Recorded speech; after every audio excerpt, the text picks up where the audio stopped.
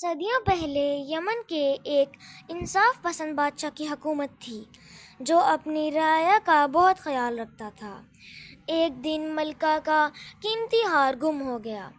داروغے نے ہار ڈھونڈنے کی بہت کوشش کی اور انعام کا اعلان بھی کر دیا، مگر کوئی کامیابی نہیں ہوئی۔ آخر معاملہ بادشاہ تک پہنچا، جس نے اعلان کیا کہ جو شخص ہار ڈھونڈے گا اسے انعام دیا جائے گا۔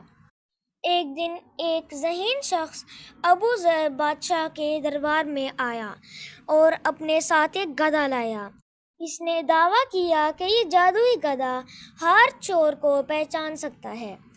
ابو ذر نے کہا کہ تمام نوکر اور خادم گدھے کی دم کو ہاتھ لگائیں، اور جو ہی چور دم کو ہاتھ لگائے گا گدھا آواز نکالے گا۔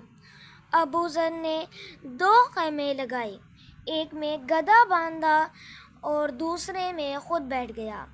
تمام نوکر اور خادم باری باری گدھے کی دم کو ہاتھ لگانے کے بہانے خیمے میں گئے۔ ابو ذر ہر آنے والے کے ہاتھ سونگھتا اور باہر جانے دیتا۔ آخر کار ایک خادم کو پکڑ لیا اور کہا یہی چور ہے۔ جب خادم کو بادشاہ کے سامنے پیش کیا گیا تو اس نے اقرار کیا کہ اس نے ہار چرا لیا تھا۔ خادم نے ہار واپس کیا اور بادشاہ نے ابو ذر سے راز پوچھا۔ ابو ذر نے بتایا کہ گدھے کی دم پر خوشبو لگائی تھی اور صرف چور نے ہاتھ نہیں لگایا تھا۔ بادشاہ نے ابو ذر کو انعام دیا اور اس کی حاضر دماغی کو سراہا۔